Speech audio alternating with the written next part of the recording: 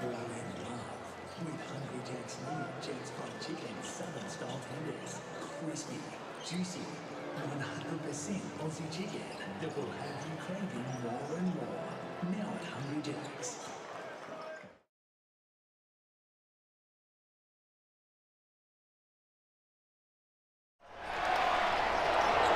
This program is brought to you by Hungry Jack's and Bunnings Warehouse.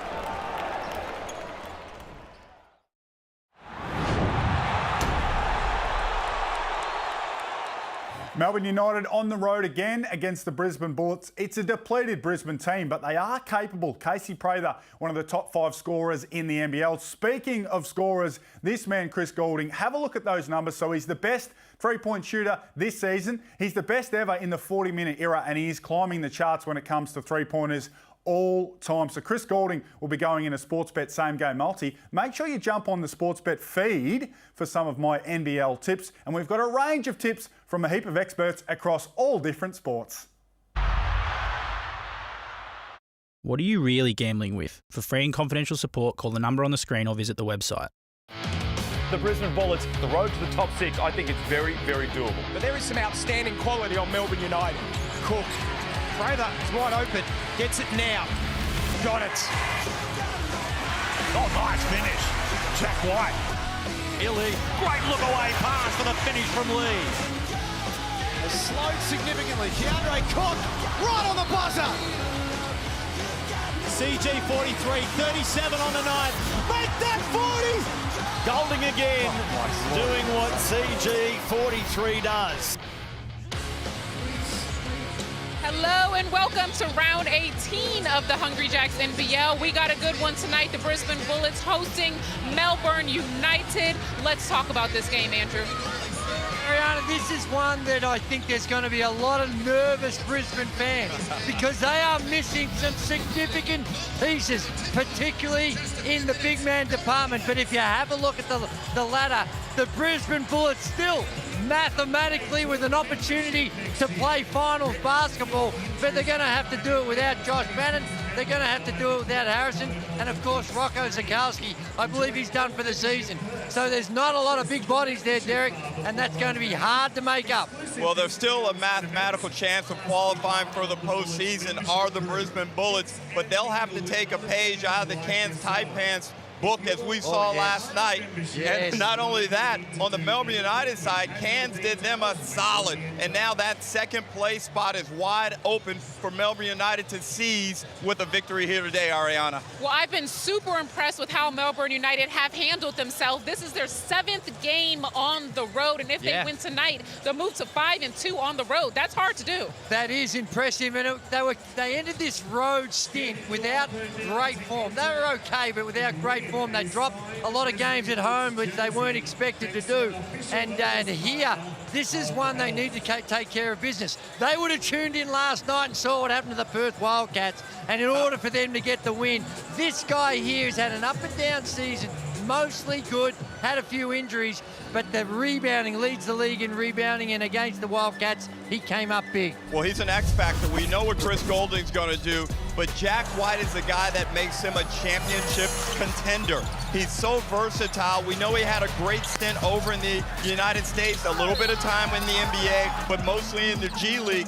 Physically, he is gifted. He is the prototypical four-man in the NBL. His three-point shot has gotten a lot better, although I don't think it meets your expectations. He's continued to develop as a player, but if he can provide the punch that we saw him give out in Perth with that supersized double-double of 26 and 16, they are a legit threat to hang a banner in John Cain Arena. Well, speaking of X factors, I got another one for you. Ian Clark. I love as soon as he checks into the ball game, he gives the team that instant spark that they need.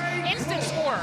It is, and he had a great bounce-back game against the Wildcats as well, because the previous 5 games he had 5 points or less, so he hadn't been in great form. If you go back to round 16, he's 2 of 17 from the three-point line. He is far better than that, and Justin Schuller, the head coach here, Derek, he would be keying in to Ian Clark as a guy you must stop.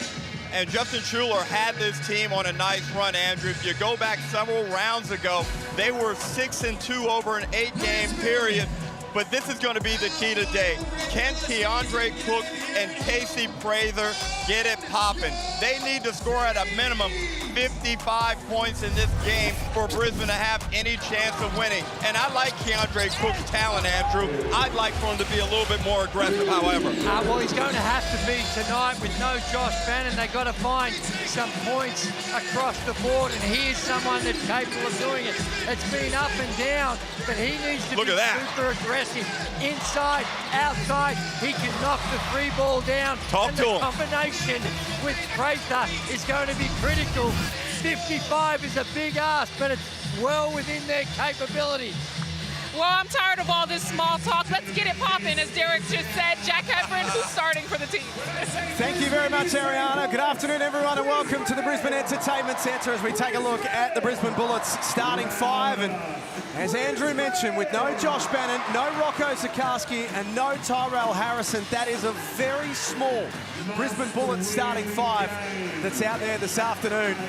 And for Melbourne United, who are back into some form now, they've won 4 of their last 6.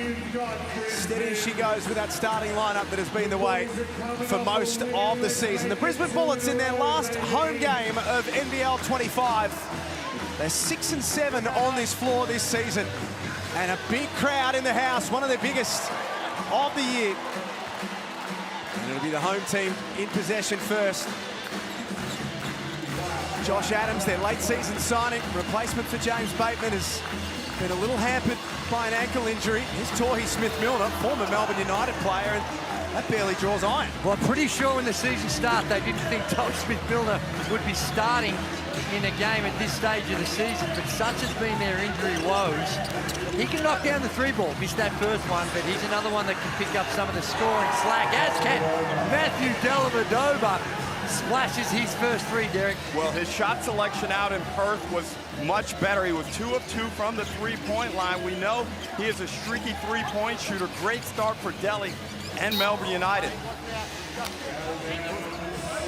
Well, it's this end of the floor, I thought that Melbourne United were most impressive against the Wildcats. They made life really tough for the best player in the competition in Bryce Cotton. Big win in Perth on Wednesday for Melbourne United. Not an easy place to go to and win. As Adams gets to a nice spot. Big Good win for his confidence. Big win by Brisbane as well over the New Zealand Breakers. Now, I know the Breakers have had some challenges, but... No, that was an inexcusable loss by the Breakers. Well, I think you're underestimating Brisbane ever so slightly when you say it's inexcusable. It's quite a negative start to the day, Derek. They have no bigs, had a nice and New Zealand has Taco Fall out there on the floor. How? Oh, negative Nancy in the middle. Sorry. Not normally the positive one. Bringing the real. No, for Smith-Milner. Puts the ball on the floor. Nice take. Lays it up with the left hand. There's more to his game than I expected coming into this season. We know he shoots the ball well from the three, but he's shown that ability to get to the cup as Golding. Well, he loves playing against the Bullets. The last 5 times he's made 5 3-pointers against the Bullets. So they're going to have to key in on him even more so. Adams blows past low. Forces the big man into an early foul.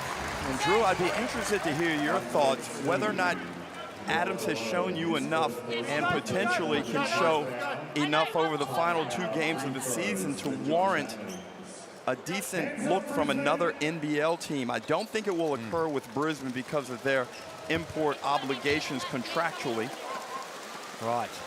No, I think, well, he's shown, even in his stints with the Jack Jumpers, he is a quality player, and I don't think he's hurt himself with the stint here. Difficult set of circumstances. He has been playing with injury as well. So I think he's the sort of player that is not going to be right for every team, but in the right set of circumstances, I think you can find a role for you. This is his 7th game.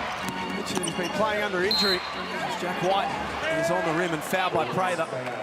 Just to back on that, Derek's point is a good one. James Bateman, who's out for the rest of the season, is under contract for next season with the Bullets, and he will return, obviously. Casey Prather and Keandre Cook out of contract as imports. As you see Casey Prather on screen right now. May as well get to it early, Derek. if you were Brisbane, would you be locking away Casey Prather for next season? Most certainly, based on what he's shown this season. And Andrew, one of the things that ages really well is the ability to shoot the ball from the perimeter, in particular the three-point line. And his three-point numbers this season are outstanding, far better than at any point in his prior stints in the NBL. I agree, and I think he's one of those ones that just comes down to the numbers. I think they'd like to have him, but it's just going to be whether the numbers is right and whether the length of the tenure is going to be right. So there's no doubt that they're going to want him. Still third in the competition. Points per game. He's just continued to accumulate across the season. Adams fell over. And Golding explores up ahead. Rob Lowe with his feet set. He jumps out. Rebound though by Illy. He didn't give up on it. White will again be on the strike. And yeah, go ahead, Andrew. Sorry, Derek, but when you look at this game and you look at that lineup that Brisbane's got out there, and with the greatest respect to Smith-Milner, the size is an issue, and it's how Melbourne United are going to try and exploit that is going to be a key. And this guy at the free throw line is a big part of it. He can get on the glass, he runs the floor really well.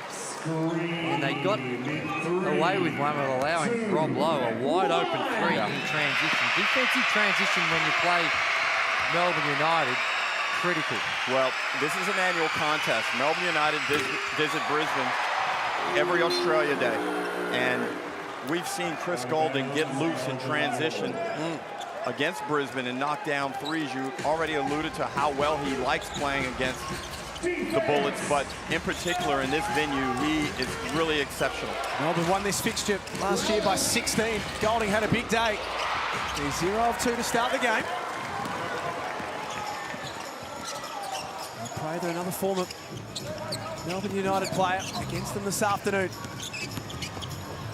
Adams' little dump off for Smith-Milner, who started this game well, and Brisbane with some positive offense. Well, it's just way too easy, wasn't it? They just an easy penetration and drop-off pass. It's defensively not quite the intensity that Dean Vickerman would like to see at that end of the floor. Offensive rebound this time by Dellavedova. Shayley, who's gone away from the three ball a bit this year.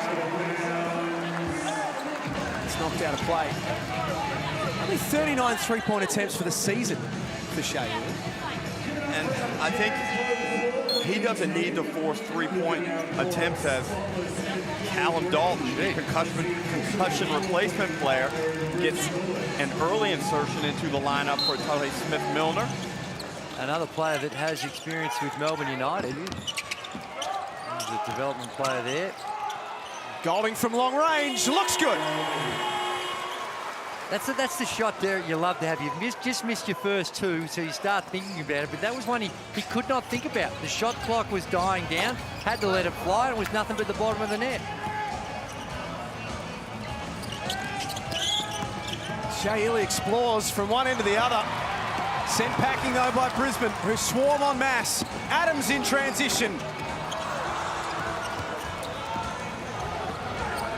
Both teams up and down early on. Foul call on the Bullets.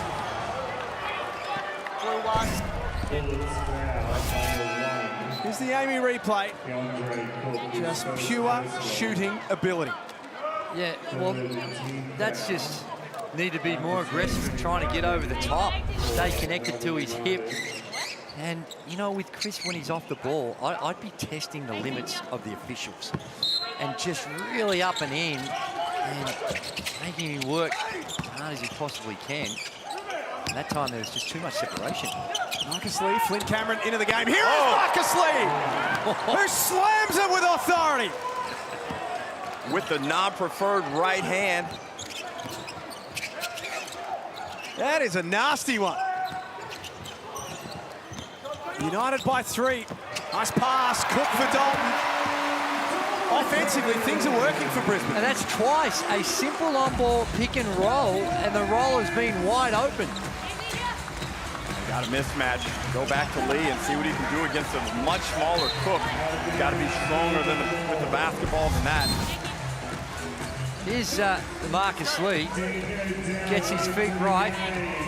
Almost lost it mid-air and was high enough to almost throw it in. It wasn't like a regulation dunk. It was a push throw down, Derek. Dellavedova off the inbound. Mitch Norton guarding Golding. Fires away. Well, you can see his mindset, Andrew. He knows this is a place where he shot the ball well, or a team that he likes to play against also, so he's come out here super aggressive looking for shots. Keandre Cook yet to take a field goal. Looks cross court for Dengadell, straight into the game with effect. He shows flashes, Andrew, but just not able to maintain any level of health throughout the course of the season where he can build playing momentum. Just his 10th game of the year, Dengadell. He's had issues with a hand, a quad, a leg. It's been a disrupted NBL25 campaign. Oh, you're spot on. And when you look at his record at an elite college in Louisville, just one of the greater performances we've had from an Australian at the collegiate level. And the user-friendly roll. Hello, John Casey. Comes from the top of the key.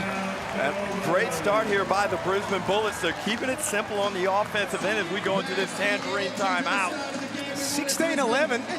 The Bullets might be undermanned today, but they are bringing plenty of fight in front of a big crowd at the Brisbane Entertainment Centre this afternoon. Ian Clark was back in rhythm the other night in Perth, and he caught up with Ariana pre-game.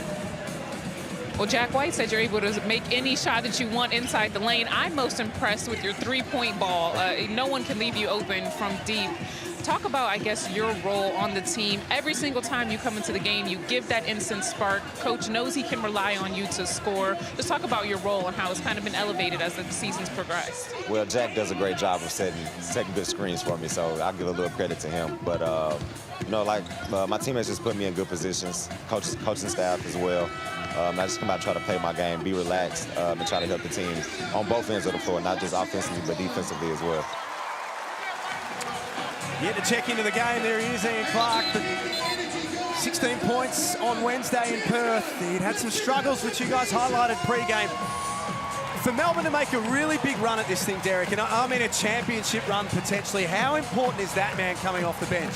He's got to give them 12 to 15 points per game at a high efficiency clip. And when he does that, it just takes the pressure off Chris Golding. It takes the pressure off of Matthew Dellavedova to have such an offensive burden. But the other key in combination with Ian Clark, Andrew, is Jack White. Yeah, 100%. And both those two back in form against the Wildcats. Shot clock down to 8 for Melbourne. Ball flying through hands. Here is Clark. Delivers on cue. He has so much class and is such a smart basketball player that you know those downturns aren't going to last. And what a super well-executed play to get him that shot. Went through a number of hands. Smith-Milner unsuccessful. Flynn Cameron with the rebound has found playing time a little hard in the last 4 games. 3, 4, 6 and 9 minutes only. Clark misses in the mid-range. Numbers against Keandre Cook. The Bullets leading by 2.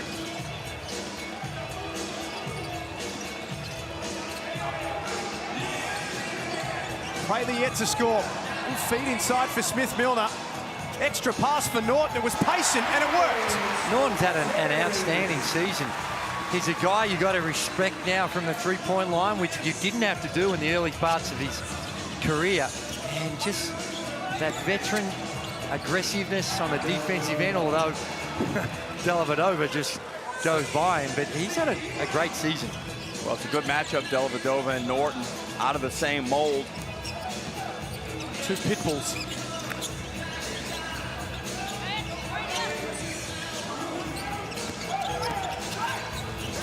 Cook back out for Adele. That one is nothing but fresh Brisbane air. It's thick, it's not fresh. It's thick. It's humid, it's thick and it's humid. It's fine. It hits you when you get off the plane this morning. That'll be an offensive foul on Cameron.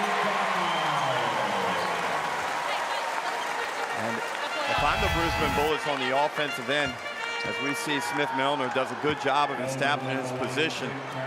Thank God, based on a few games this round, we will not have to go to the review. Not for that one.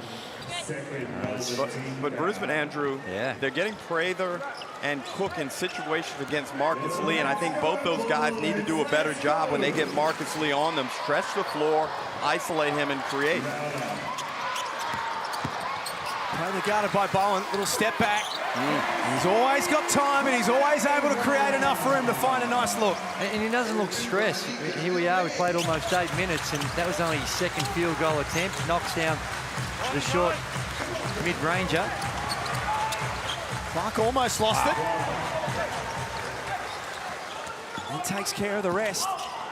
5 points in 2.5 minutes. For NBA and NBL champion Ian Clark.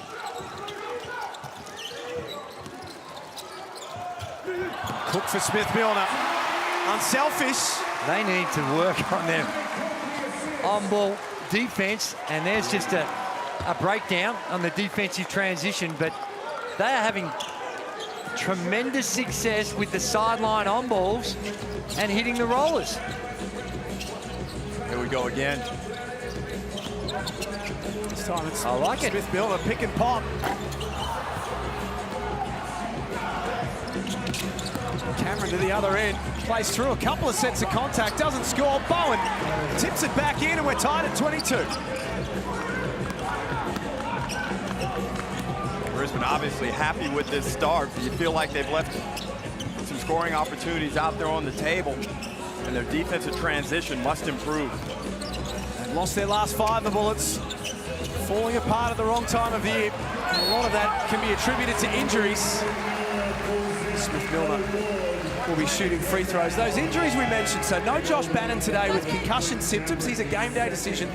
Tyrell Harrison out with what is now prolonged concussion, and hopefully things can work out for Tyrell shortly. Sam McDaniel hasn't played for the entire season. They've been without, besides one game I should say for McDaniel, they've been without Deng Adel for most of the season. Been a challenging one because there's been times, Derek, and you see more of Brisbane than most. There's been times where they've been really good, but then there's been times where they've been smashed by injury. And Aaron Baines in the house, he was a part of this franchise for 2 seasons. But Jack, to your point, it's been really hard to provide a fair analysis and evaluation of this Bullets program. And obviously, Andrew, if you just want to go by the wins column, which I know you're prone to do, well, then it's been less than favorable, correct. But when you measure in all the things that they've had to deal with, it's a tricky one to try and adequately. 100%. It'd be unfair. That they have been decimated at certain stages, and there's a good penetration bully ball by Shea Illy. Gets right into the paint. Yeah. But they have been decimated with some of the injuries and the inconsistency of how you can get a flow to your team. It's the makings of it were good. I think they recruited the way in which Dustin Schuller wanted to play. This is not good for them. Jack White in the open floor. Anytime you get Jack White hanging off the rim, it's a bad result. Shot clock's been switched off. Last possession with the Bullets.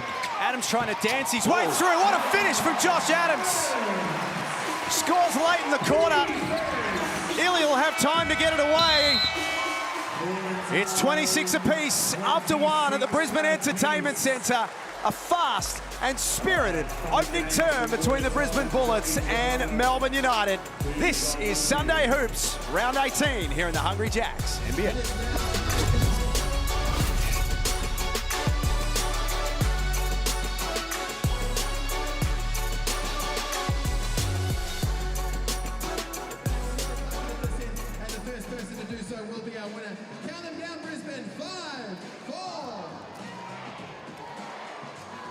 Let's go!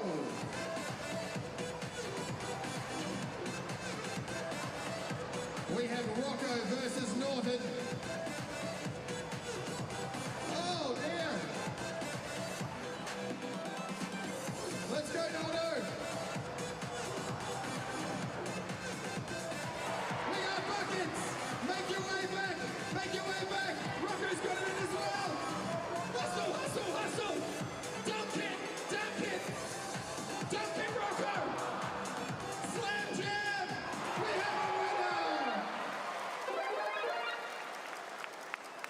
Congratulations, you have won, but also, Rocco, we're going to give you a signed Brisbane Bullets basketball as well. All thanks to Chris and the team at All Properties Group. I would just like to say a special thank you for joining us this end and all of your support. One more time, make some noise for our competitors and All Properties Group. It's a tied game, 26-26. Back to you, Adam. Thanks, Johnny. Scan that QR code, register your interest for an NBL26 membership. Be here for every game, cheering on your Bullets. But right now, we are all square, 26 apiece. Is Brisbane in the house? Some of them are. I said, is Brisbane in the house?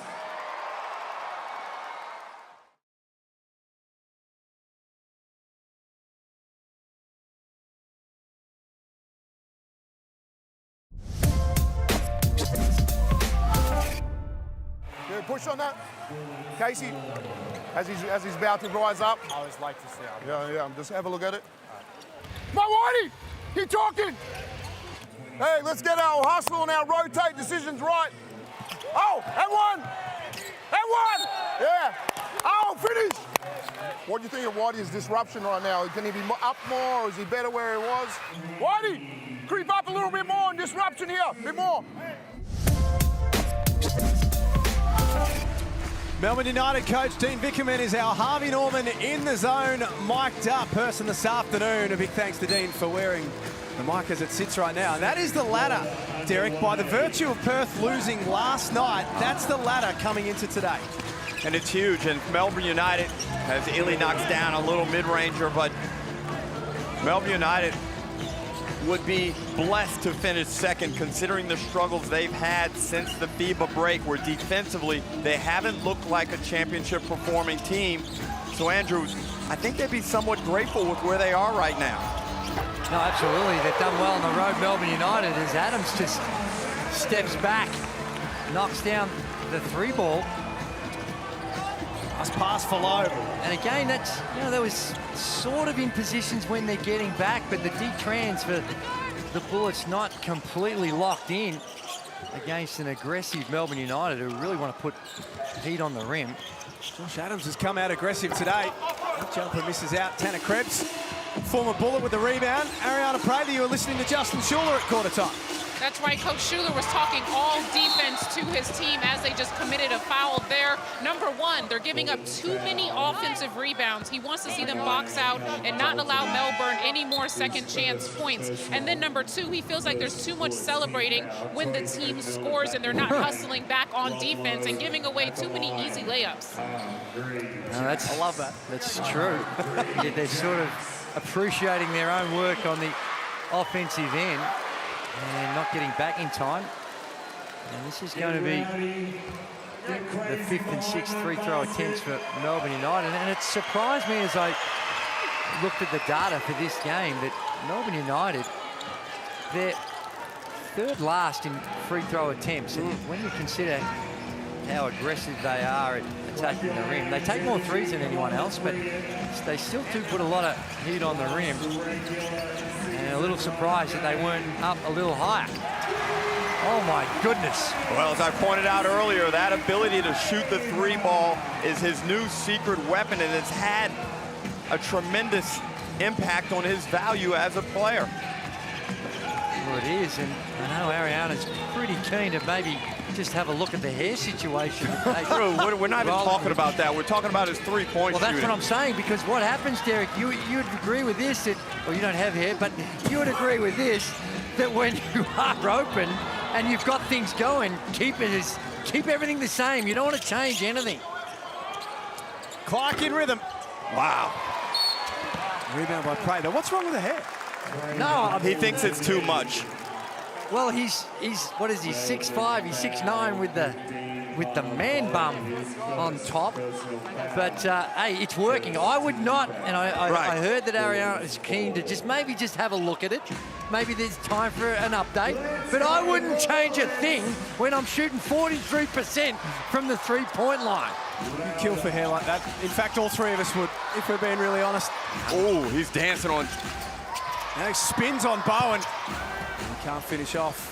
Ariana, what's Gazy talking about, please?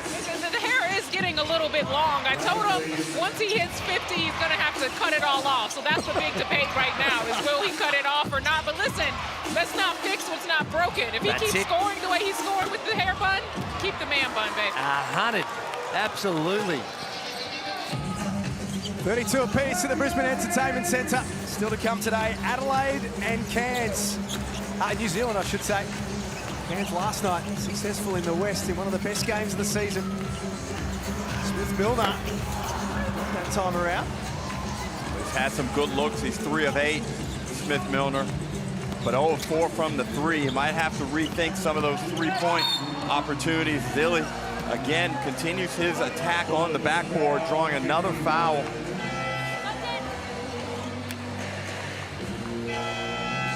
Dean Vickerman on screen there has been reported as one of the 5 candidates as the next potential Australian Boomers coach. There's some good names in that shortlist as well.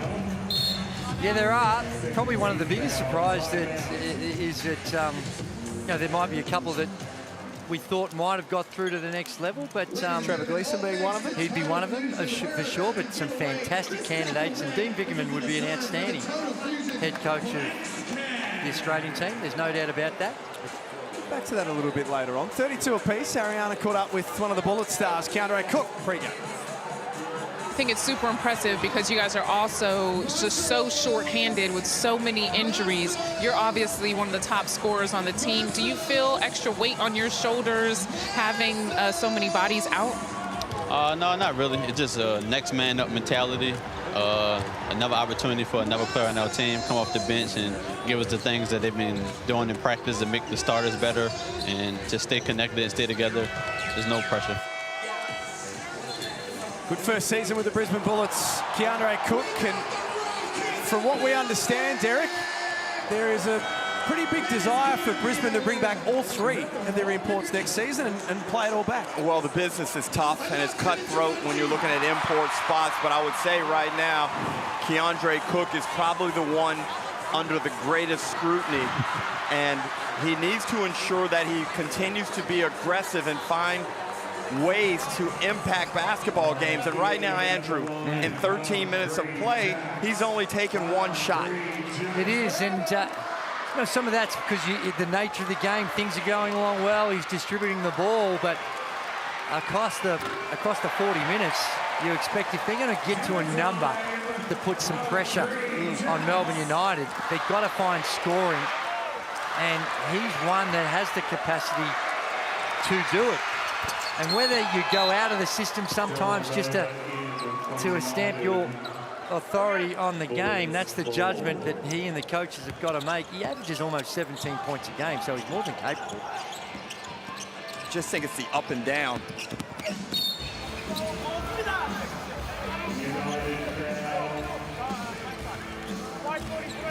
There's Chris Golding on screen. Top 10 of the competition again this season, points per game. MVP nominee last season is strung together another very good campaign, albeit with a little injury hiccup in the middle. As Lowe picks that off, it sat in the air for a while. It all's well that ends well. It started with Lowe and that's where it finishes. And that's good defense by Melbourne United in the lanes and that underneath out of bounds, but gee whiz, you've got to have some effective screens, just running to spots and cause the turnover. Adams, always busy, always proactive. The Bullets scored just at 4 points for the quarter. They're starting to take control. Clark can't land that bloke. 3 of 13 from outside Melbourne United. Brisbane a little bit better at 4 of 11. Make that 4 of 12.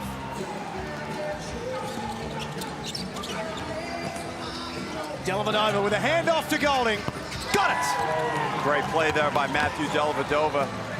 Set up Chris Golding for his second 3 of the game, similar to the play Shea Illy Did in the first quarter, and Jackie Dover blows one right there. Offensive foul. Have a look at the Amy replay here, and again, it's not a bad effort by Adams, but I'm almost in a situation where you've almost got to be top blocking him. You see it coming. But guard to guard, Drew, auto switch. Oh, well, he sort of did in the end, but it was a passive one. But if you top block that, yeah, you're going to be exposed to a back cut, but just it makes it more physical on Chris Goulding rather than just that freedom of movement he's got coming off that handoff. Here he is again, repeating the dose. Timeout Brisbane, CG43 starting to cook. And that's all it takes. We talk about this so often in broadcasts with outstanding basketball players. A little snip of success leads to a greater increase in confidence, and then you get a high degree of difficulty three-ball splash. Well, it's just a breakdown on their rules. They run some Spanish action, a screen, the screener. The roller's going to be there. You've just got to lock into Chris, and you know what? If you get a little slip out of it and you get burnt with a breakdown somewhere else, well, okay, let's look at it. But you can't get beat the same way. And they just got to stay locked into Chris. He's done it for too long. He's got 9 points to his name now. We're talking about the discussion around the Boomers coach as it stands right now. Dean Vickerman, just to our right, coaching Melbourne United. He's one of 5 on the shortlist. Gordon Herbert, Quinn Snyder, Adam Capehorn, and also Will Weaver are the other 4 contenders. What do we think of the list? Well, Andrew's more versed in this than I am, but I think Quinn Snyder would be a tremendous coup for Basketball Australia to lead the Boomers. I'm impartial, but I just, you know, you look at Snyder and what he's done in the NBA, that's tremendous, Andrew. That'd all be outstanding. That top 5 is just elite, fantastic, and it's great that we've got that caliber of individual wanting to coach the Boomers, but how Trevor Gleeson is not being considered in that group is the thing that sort of shocks me a little. Now, I'm not saying he should have got the job, although I like the way he coaches, I like the way he runs his teams, and I think he would have been able to do both. He would have been able to coach both the qualifying and the teams at the events as an easy bucket, but not to be in the 5. That level of consideration was a surprise, but his style of coaching would suit the FIBA game perfectly. I think it's very transferable, Jack. Good point. Some good candidates, as Drew said. Outstanding candidates. Really good stuff. Flynn Cameron unloads from deep. Josh Adams has 9 points, 3 rebounds as well. So I think just on Josh Adams, Derek, sorry to interrupt you, this probably looks the most free he's looked in his movement so far since his return to the NBA. You can see the skill and the talent is there, and it's just a matter of right now, he doesn't have the legs to go with what his brain is telling him to do. But does he look sharp? Yes, he just needs some miles of basketball to get himself fully back to a really good level of performance. And it seems like he's been given the green light to do his thing in this contest as well, given the circumstances. With all the injuries, he's looking as aggressive as we've seen him since his return. Good defense. Better offense. Dellavedova forces his way in. Ariana, you were listening to the Bullets. That's right. Sometimes you have to get into your team, and I don't mind that at all, to see how they respond, and that's exactly what Coach Schuler did. Colorful talking to his team, but what I can say on camera is that they are not sticking to the scouting report, and what's on there is do not let CG43 light it up from deep. Stay on him like white on rice. Not happy with how he knocked down 2 triples. Well, Andrew, I don't think you could have played for Ariana, having played against you for a number of years. I don't think you and her would mesh well. There was a bit of passive-aggressive in the comments. I thought she cleaned it up pretty well from the way that Justin Schuler addressed the group. Just here, the emotion coming out. I love it.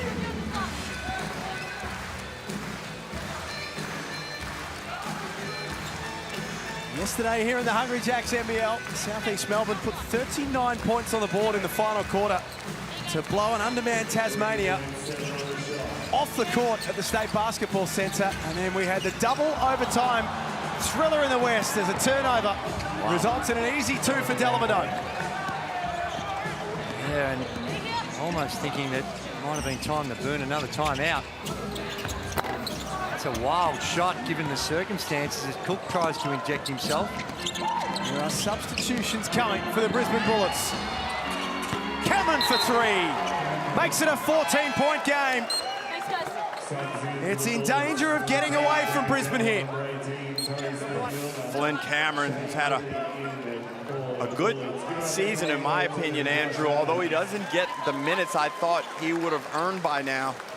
No, and it's been a tough, I reckon it's been a tough period for him because he's not only thinking here, he wouldn't be acutely aware of the announcement that Melbourne United has made with Dasher Daniels coming to join their program as part of the Next Star situation. And one thing they all can do is count. And he can count the numbers of the cards.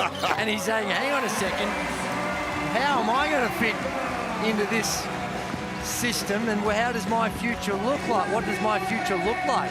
Now, I'm sure Dean Vickerman would have been communicating, but still, you feel a little uncertainty about what might lie ahead. Threw a bullet inside, slipped straight through the hands of Marcus Lee. Degadell is fouled. Just on Flynn Cameron in that situation. For everything that you just said, do you think there'll be other clubs? Without a doubt. Absolutely. He is a tremendous talent. He's got great size. He's a high character guy. And offensively, Andrew, his numbers speak loudly. Well, he's, as you saw from the three-point line, he's been exceptional. Almost 39% from the field. He's averaging 6 points, only playing the 13 minutes a game.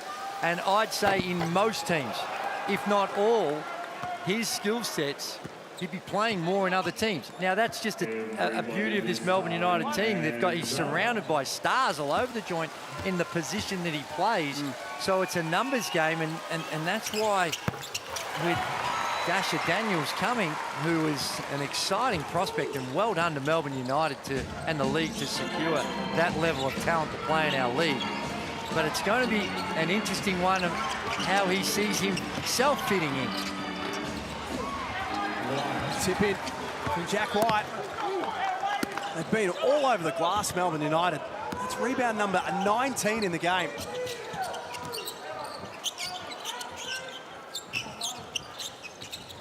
They're having their way with the Bullets here at the Brisbane Entertainment Centre.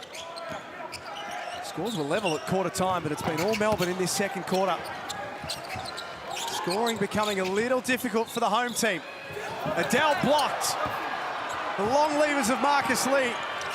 Got a hand on that one. Golding the no-look lob for White. Great dime by Chris Golding. The Brisbane Bullets expecting some type of jump shot to come from the sharpshooter. He throws the lob to White. White now has 9 points. 3 of 3 from the field, Andrew. It is, and again, it was the defensive transition. Now, it's a tough one coming off a block, but that block was in the corner. Dean Vickerman, he's called a timeout and wants to have a chat about things, but a great second quarter by Melbourne United. They crank up the intensity on the defensive end. They explode offensive transition and built themselves a nice 15-point lead. Dean Vickerman would be happy with what he's seeing from his man, and here's our Harvey Norman in the zone subject this afternoon.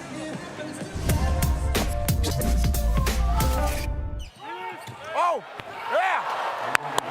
Yeah, boy. You got show. You got KB. You got CG. Last closeout. Get that last closeout right. Do some circles and sets right now. Come on, keep defending the rim. Keep defending the rim. He's all right on Cook. I reckon he's all right on Cook. Oh, and one. No, and one. And one. Yes.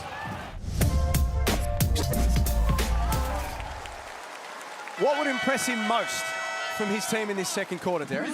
The improvement in the defensive intensity and execution. They've limited Brisbane to only 11 points in 8 minutes of play, and they've done a really good job on Casey Prather in limiting his impact in this second also.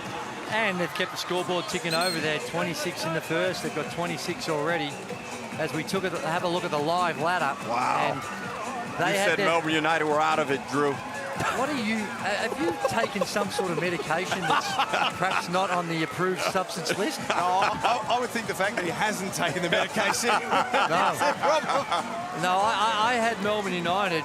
Yeah. Even when they were going through a tough period, I still like the way they play, pretty much because of what they can do on the defensive end. They can go to another level. And the depth, the bodies they can continually throw at you to deal with any situation. And they would have had their pom-poms on, cheering on the Cairns Taipans last night, and they got Drew, did you get 8 hours sleep after that game? Are you well rested, buddy? I'm not, actually. I'm not. It was a late night. Early start. White runs the floor, another pass in transition, this time from Dellavedova, who puts it on a platter. Well, that's what he does. That's what Delhi does. He sees the floor as good as anyone in the competition, and they smell blood. They do. It's almost like a triple team. Have a look at this pass.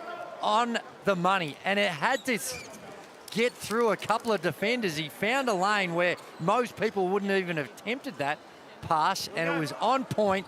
Wow. And Jack White upstairs with the 2 hands. Nice. Look at Illy. All over Keandre Cook, who's got just the 5 points in the half so far. He's stripped of the ball by Shea Illy. Foul. And he'll shoot free throws. Yeah, right now, to me, the Brisbane Bullets need motion for the sake of motion. And what I mean by that is ball and man movement. Before you get into those on-ball situations, try and loosen up the defense, because they smell blood in the water and that they're up and in and they're really physical with what they're doing. They've got to try and loosen it up before they get into attack mode. Well, Brisbane are 4 of 15 in this quarter as Illy knocks down the first. They had 2 turnovers in the first quarter. They have 6 in the second.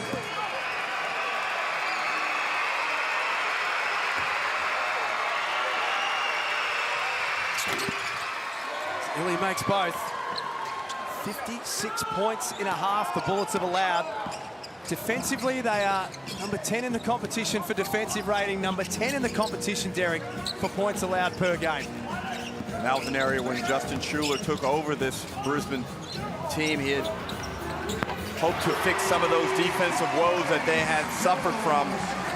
And Adams tries to help the margin a little bit, but down here on this end is where it's got to start.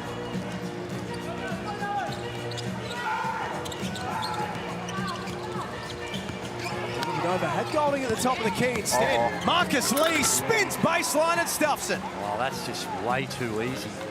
He's the sort of one you expect to be able to square him up, especially with Smith Milner. You just use that size. If he wants to go forward, he should be running into his chest. Oh, and a turnover, another one. Their 9th of the half. Horrible hair shape for Brisbane in this second quarter. Dellavedova winds the clock down to 5. Guarded by Smith Milner. Wants to take the responsibility on himself. He's fouled with 1 to come. They can't put a foot wrong here. And the re-identification of the roles of Matthew Dellavedova and Shea Illy over the past week or so has been vital. Delly's back to doing this again. He had 17 points the other night in Perth, and already in this one he's got 11 on 5 of 6 shooting with 4 assists. Yeah, and it's again going one way, and the ability to cross back over. Just if you've got a mismatch, just keep them going the one way. The home crowd are absolutely stunned. Melbourne have owned the second quarter and have a substantial 21-point lead to their advantage at the main break. We know in the NBL, runs are vital, and when you get hot is so important, and this is the time when you want to start to put it together, Andrew. It is, and boy, have they exploded at both ends of the floor in that second period. Lots of thinking for Brisbane to do. As you can see, Justin Schuler headed to the tunnel. He knows that his team have run straight into an in-form Melbourne United lineup as we get to Ariana. That's right, with Matthew Dellavedova, 21 points from a lead for your team in that half. You put the cherry on top from the free throw line. It's been a long road trip, but you guys don't look tired at all. What are you happy with so far? I mean, keeping a team like this to 40 points. Know they have some guys out, but a lot of explosive weapons, and there's a couple lapses that we can take away, so we still need to keep getting better on that end. Bullets are going to try to fight back in that second half to try to crack the top 6. How do you hold them at bay? We know they're going to be desperate and compete, so we got to take away the threes, keep getting back in transition. Thank you. Melbourne United with a 21-point lead on the road here in Brisbane. We'll talk about it more after this quick break.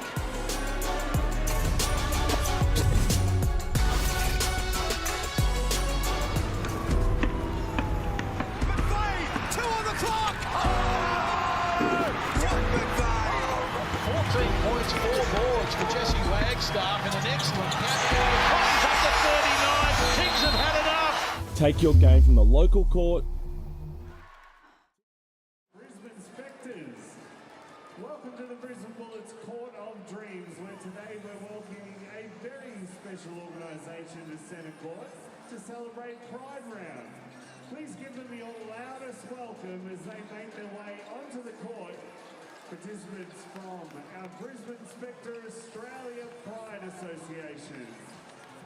On court we have Judith Waldberger, Sal Ernest, Ines Muniz Silvestre, Hannah Arend, Amy Hogan, Michaela Turner, Barb Kirby, Jacinta Lee, Tessa Knox, Marty Knox, and Danielle Fry.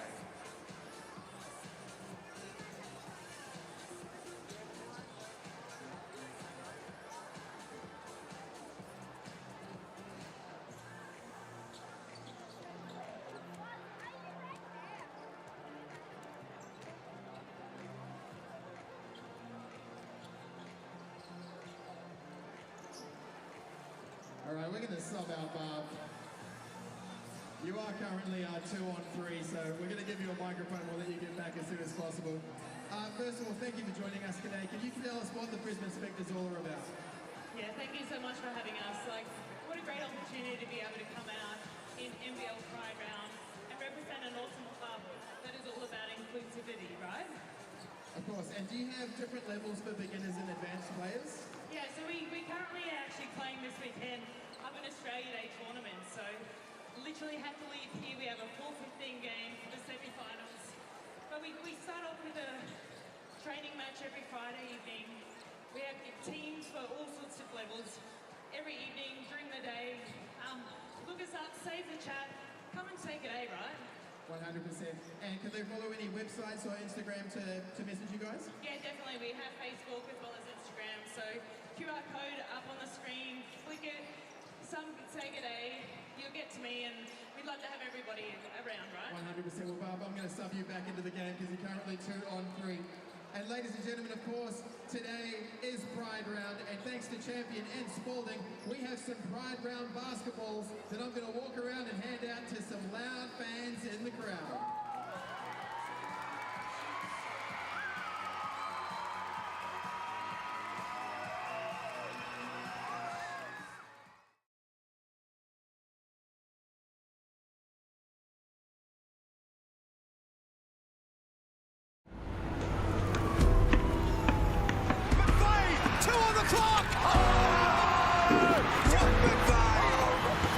Points, 4 boards for Jesse Wagstaff and an excellent catch. Up to 39. Kings have had enough.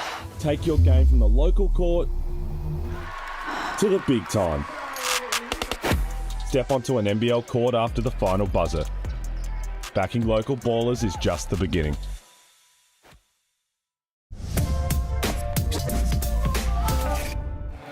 Marcus, get through stuff. 3 seconds.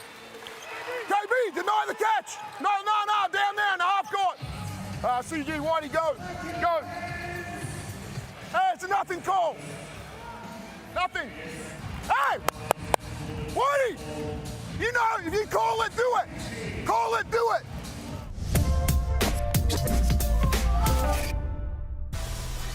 How good has Dean Vickerman been? He's part of our Harvey Norman in the zone. He's got his team in the zone, up by 21 points at halftime. What do you guys think?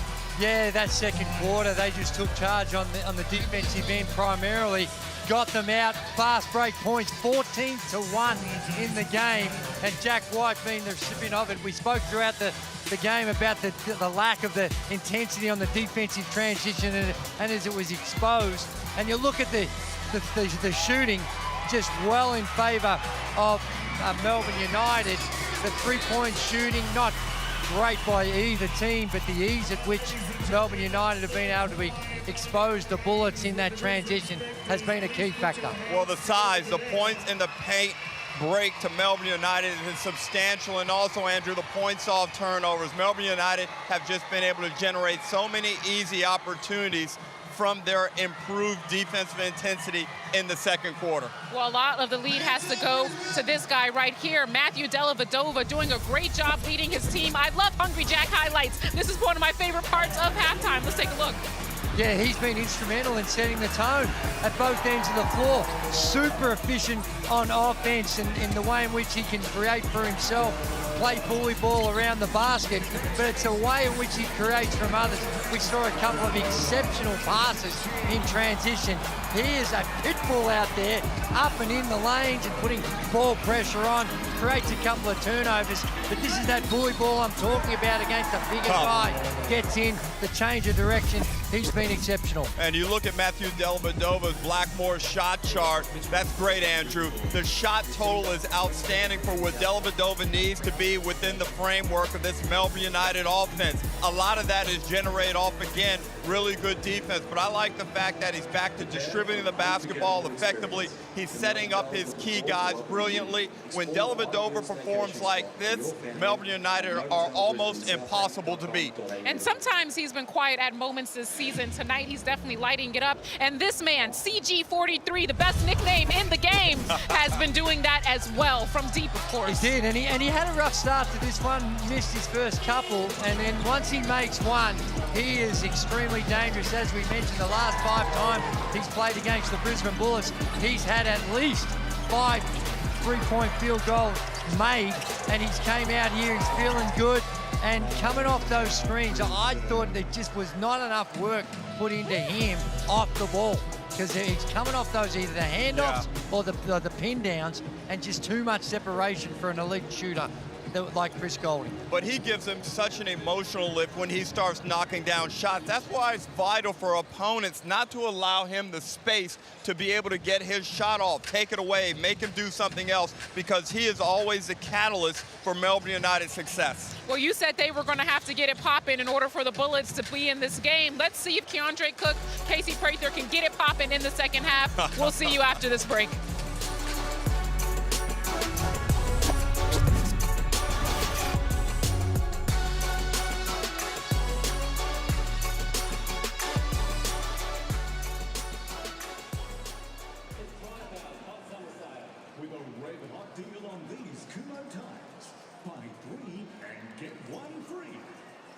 New year with a new set of tires. Tire power, get the power. Hey Nora, I got a great idea for a car buying service. So the service would be, they do all the running around for you and get you the best quotes. Yep. That's Motor Scout. No, but someone that can jump through all the hoops for you, organising loans and helping out on that end. Yep. That's Motor Scout. So does Motor Scout also help out with my trading? Yeah, mate. They take care of everything. And the best part is it's 100% free. That's Motor Scout.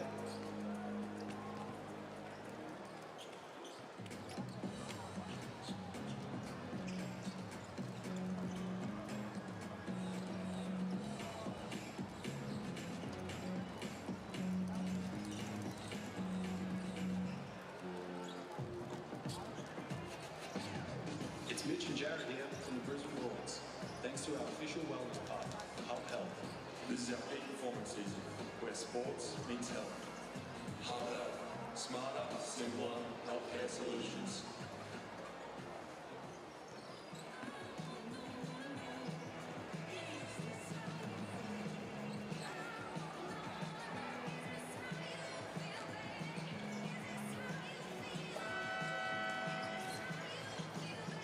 Bunnings backing ballers, taking your game from the driveway to the big time. Once the final buzzer sounds today, 50 young ballers will step out onto the court and shoot hoops with a couple of our very own Bullet stars. Backing local ballers is just the beginning.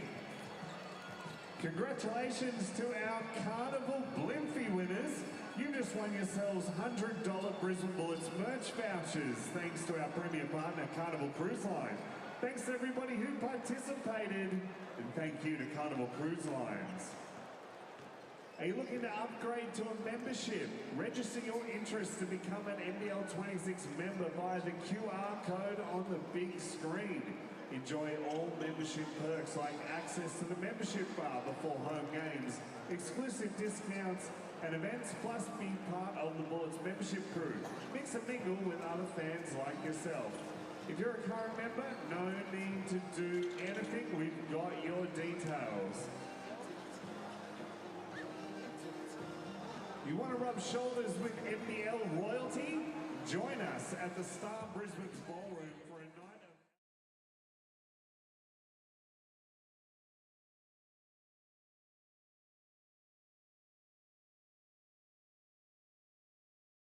of... Firstly, everyone, welcome Dash to the club. Tell us the decision between college basketball and the NBL. What was the deciding factor for you? I think just playing at the pro level. You know, I'm going to have a whole nother year at the pro level than if I was to go to college. Finally being able to commit somewhere sets the goal to, you know, one thing only, one path right now, to get to the NBA. The allure of college money, was it there? Nah, No? not about the money, just... Not about the money? Yeah. Love it. Welcome, Dash. It'll come. That's all right, yeah. That first day of practice, it was, you know, very physical, competitive, definitely a lot more intense. It's much harder to guard because, you know, they're physical and they love to play, you know, physical with you. Great thing to, you know, learn and try and be able to guard. I've had, you know, a few of them just come up to me, you know, Chris Goulding, Deli, and, you know, Ian Clark and those type guys told me to stay confident. It's only practice, so you can't do anything wrong. Just be aggressive and go out there and show what you got. Young man with a very bright future. Dash Daniels will join the NBL next season as part of the Next Stars program. His brother Dyson's doing some amazing things in the NBA this season, and big pickup for Melbourne United, though. Oh, big bro, it's just been unbelievable. You know, for me, watching the NBA, I'd much prefer to watch an NBL game than an NBA game these days, but when you see either Josh or Dyson doing their things, Dash got a very bright future. Even those little flips, why you get to the ring. Yeah. Well done to Liam Santamaria and the team in the Next Stars, making things happen as per. Bullets must lift to start the third quarter. Josh Adams has been proactive. Wheels in that rebound. It's 5th of the game to go with his 12 points. Isaac White out there to start the third quarter. His first points of the day. Well, they put Isaac White into the lineup for Keandre Cook to start this second half. Do you like that move? Well, I guess nothing really matters right now. Just go out and play basketball. There's no strategy behind it, I don't think, anymore. You got to play hard, shoot the ball straight, and give it your best shot. I'm sure Cook will get his chance in the second half, but I just didn't think he provided enough punch in that first half, Jack. He's played up 7 points. He's blocked by White.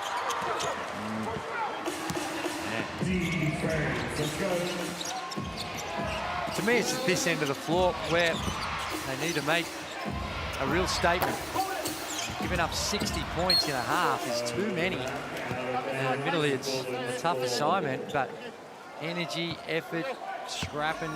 I'd rather have 4 guys on 3 fouls and have gone out there really aggressive than had that as a problem, well, and just being a little reserved. When you combine that with the turnovers, and some of those were quite careless. Adams, short on the 3. 5 of 19 now from long range.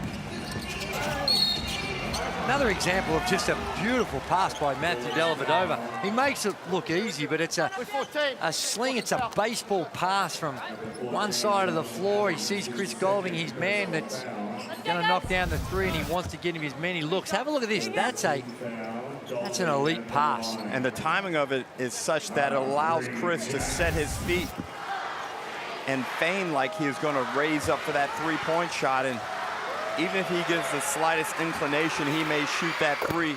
The defense must honor it. Yeah. And then that sets up the drive. It's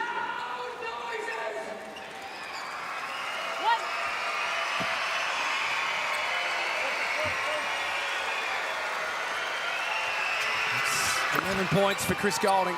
3 of 7 from the field. It's back to a 21-point lead, a halftime margin.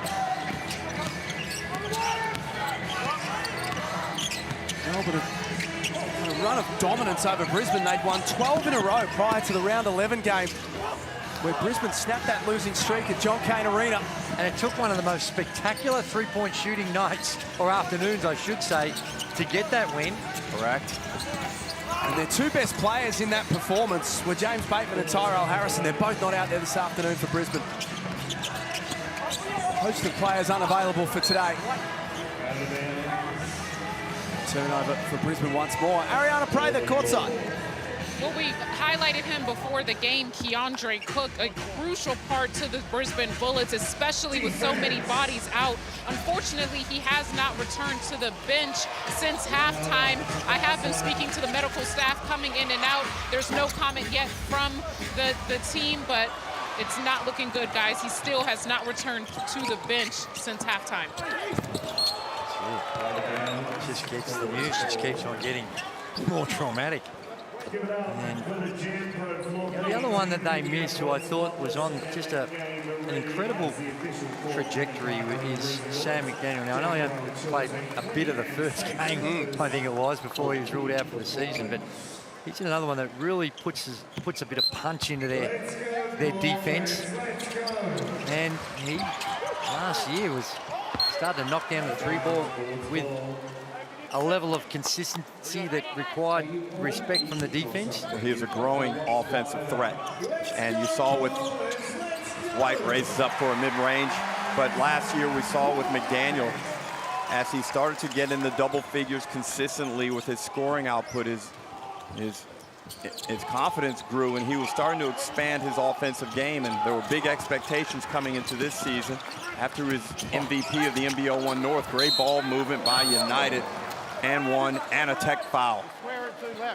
Tech's on Chris. Got a tech foul on Chris after just a superb ball movement by Melbourne United. I'm unsure what Chris was upset with. It was, you heard it. Well, Dean Vickerman is going to come over and speak to the referees on behalf of Chris Golding. Yes, he did.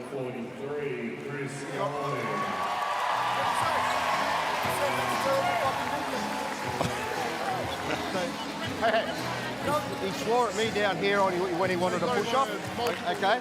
And now he's swearing. If I can hear him swearing with that language from the sideline from there with the earpiece, then that's too loud.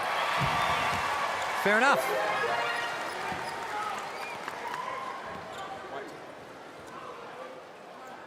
Okay. Yeah. I think he was more swearing at his own teammates, just trying to get their attention, but it was loud. 9 points for Rob Lowe. I reckon a bit of a warning might have been more appropriate. Yeah. Chris Reed, Ruben Woolcock and Jackie Dover are our three officials this afternoon, and Isaac White falls over. Shot clock at 5 for Brisbane. Adams from long range has been the shining light for Brisbane today. Well, the stroke looks good. And I mentioned in the first half, physically, as Ilya again gets to the rack, and the points in the paint continue to mount up for Melbourne United. But I mentioned that Josh Adams looks like he knows what he needs to do. Prather, short. Shea Illy's so smart when he makes those penetrations too. Just goes to the body of Norton, just as Jack White does. Creates a bit of separation for himself. 22 points is the advantage. It's a game-high margin right now. There's Keandre Cook returning, as Ariana told us a few minutes ago. I wouldn't say that looks super promising for the Bullets. Here comes Adams. A layup for Isaac White.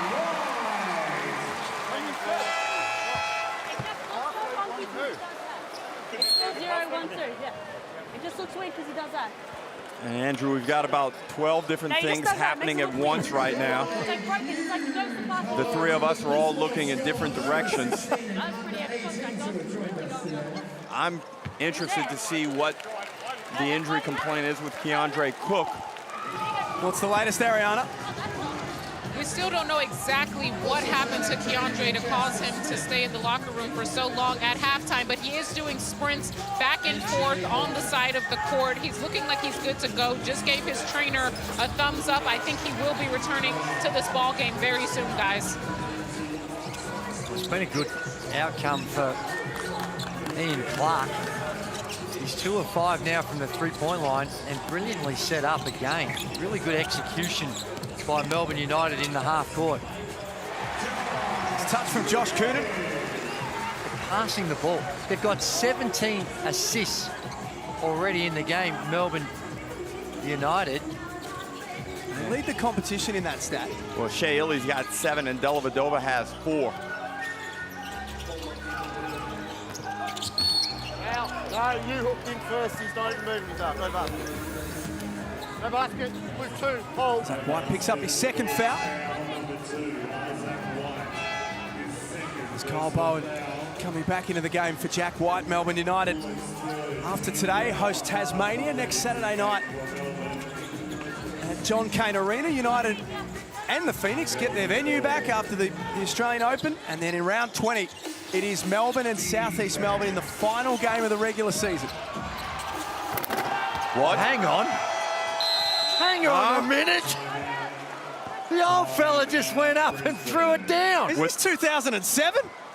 Gee whiz. And here's the Amy replay, and this is what I was talking about before. You don't see it, but he did try to top block him, and he goes back door, and not a real long runway either. 2 steps up and tucks it in. And a mini flex to boot. Chris Goulding feeling good about himself. Can't give him gifts. Everything's got to be pushed uphill. Keep it in front. Right now, when we can, we're 12 to hustle 5. All right, 12 to hustle 5. Give me X on the bounce in the post. No matter what. Let's get a little disruptive with it and see what we can get off that. Still keep giving me the little things in offense. Corner spacing. Get to your slots. Make every moment be real. I want to keep seeing back cuts with 4-man carries. Test them in the Spanish right now. Test them in the Spanish. Hey, stop score. That's all we got to get back to. Stop score. 4 minutes and 37 remaining in the third quarter. And it's Melbourne who lead by 23 points. And they look like they're having a bit of fun out here. Well, their stars are showing up. And Keandre Cook, speaking of stars, he'll re-enter the fray, but with Dellavedova, Goulding, and Jack White combining for 38 points already, and without much resistance, they're doing what they want to do out there on the floor. Jack White's 5 of 5 from the field. It is, and that last dunk by Chris Goulding is an example of 2 of the ball pressure. Yeah, if you're going to come and try and top block it, the only way you can protect it is with weak side help or just ball pressure to make that pass a whole lot tougher. 1-8. Dellavedova whistled for that one, his first foul.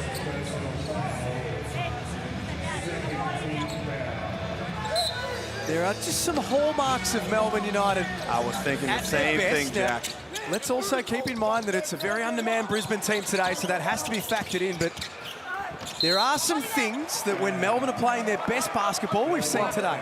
Well, even when they went through that stretch where they were losing some games, a lot of it was they were just missing shots. They weren't necessarily playing poorly. They were getting good looks, but just weren't knocking down the shots that they're normally accustomed to. And anytime you see a well-connected, aggressive defensive team in Melbourne United, and with the level of talent that they have, they're going to be hard to beat. And if they can get their timing right, and I think you say this about a number of teams, whoever gets the timing right where they're playing their best basketball come the finals is going to have a chance to win it. So you really can't put a line through anyone. And as you talk about the finals, you know, I had Perth getting that second spot based on the number of home games they had coming up. You know, I said that about 10 days ago, Drew, but as it looks now, as Clark pulls up for an easy 2, as it looks now, you think Melbourne United have the inside running on that second spot, and that just changes the whole complexion of the postseason. Yeah, well, one thing I've learned is really hard to predict is Sydney would still consider themselves a chance to get there. But if you're trying to handicap performances now, we know Sydney lost the other night to Adelaide, but if you're looking at the live ladder now, we see Melbourne in the second on the Mitsubishi Motors ladder. If you're handicapping Melbourne or Sydney, who do you feel stronger and playing better right now, Andrew? And don't put a line through as far as the top 2 at Southeast Melbourne as well. Now, I know they've got some tough games coming up, but they've been playing some really good basketball as well. And the only asterisk next to them is Derek Walton with that hamstring injury. Yeah. That'd be concerned. This is getting really, really messy now for the Brisbane Bullets. Marcus Lee makes it a 26-point lead for Melbourne. Their 26th rebound of the afternoon.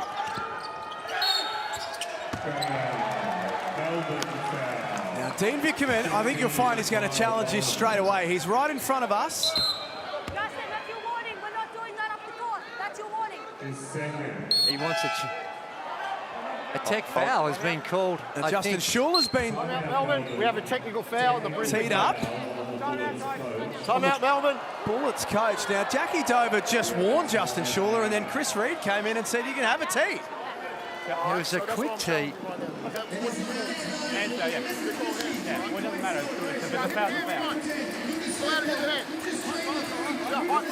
Let them make the decision, we'll come back.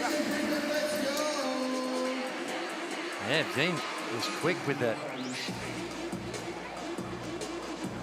decision to challenge. I didn't get a look at what prompted the technical foul on Justin Schuler, but I know he popped up out of his box, and that certainly drew the attention of Jackie Dover.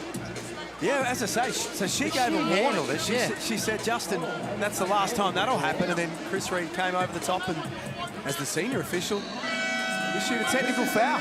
Well, I think Justin Schuler wanted to finish the sentence. He got the warning halfway through the sentence. He got the warning. Have a look at the coach's challenge. That's a foul.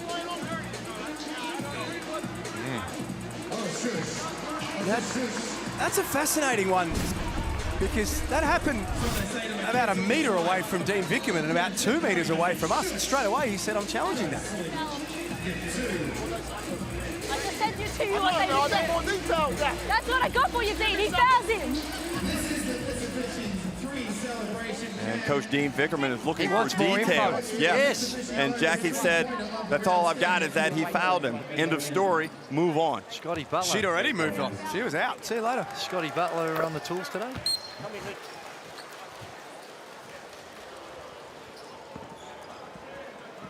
There's Ian Clark. 10 points for the game. 4 of 9. Looked like foul. I'm not sure what Dean's argument was. Hands up.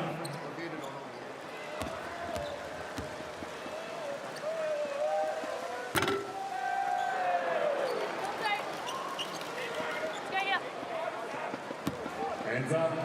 7 points for the afternoon for Casey Prather.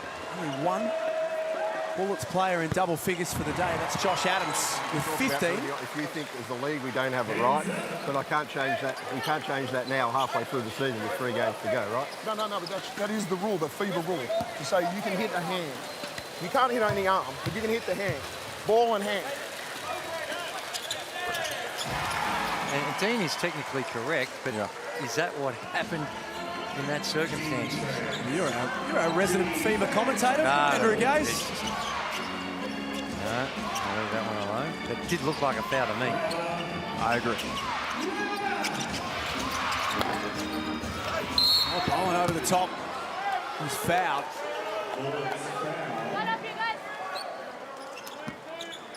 Let's go back to that point you were talking earlier about the ladder and about teams getting hot at the right time of the season. If the top 6 stayed the way that it was and the play-in series started tomorrow, who's the most informed team out of the top 6? Well, the most nervous for me would be the Perth Wildcats. Because if they have to play Adelaide, agree. I think Adelaide have got some tools that are very scary.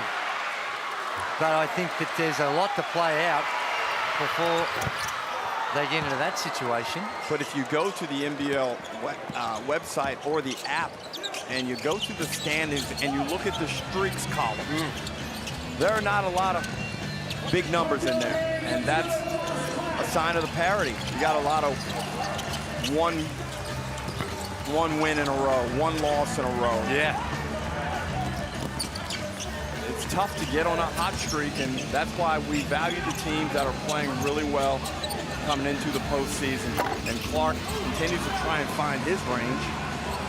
Adelaide up next against the New Zealand Breakers as soon as we finish this game. I think Adele with a turnaround jump shot. No good. 4 points for his day so far. 81-55 at the Brisbane Entertainment Centre. Bullets' final home game of the regular season. They've run into a white-hot Melbourne United outfit. Oh, Lee Winton got it and almost stuffed it.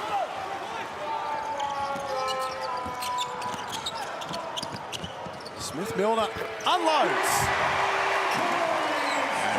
He gives an exasperated celebration to the crowd. 1 of 5 now from the 3. He's had some good looks, unable to capitalize in the first half. All it takes is a little bit of a hot streak, but you're going to have to defend better than that. It's defense, Andrew. Good defense can cure so many holes. It certainly can.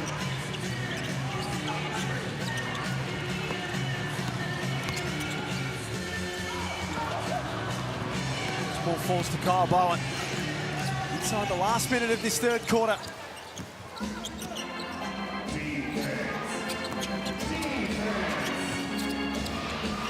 Pass partially deflected.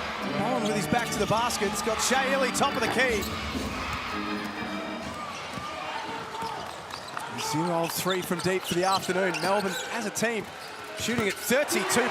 Casey Prather shooting at 43% for the season from outside.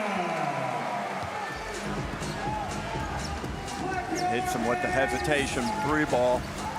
Got this lead down to 23.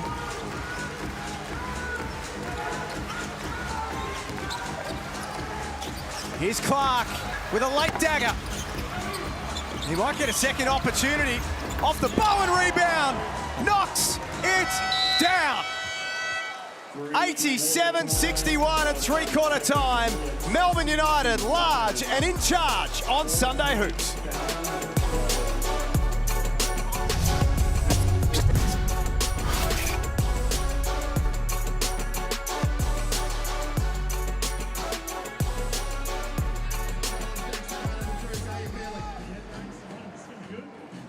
How you feeling? You confident?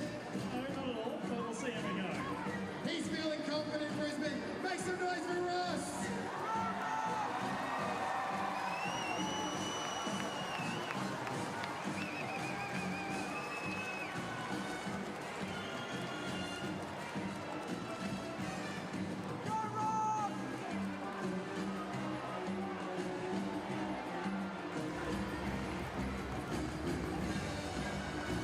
Russ, $14,000 on the line.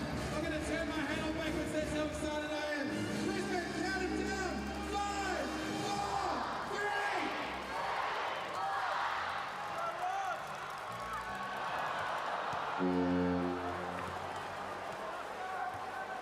3. Russ, I'm Unfortunately, you have joined 13 others, but we would just like to say thank you to all of our 14 participants in the course of this season. Thanks to Carnival Cruise for making this half-court shot such an exciting part of this season. Ross, thanks, mate. Thank you. Ladies and gentlemen, Carnival Cruise is a perfect thing to do in our off-season. Make sure you book your sail today.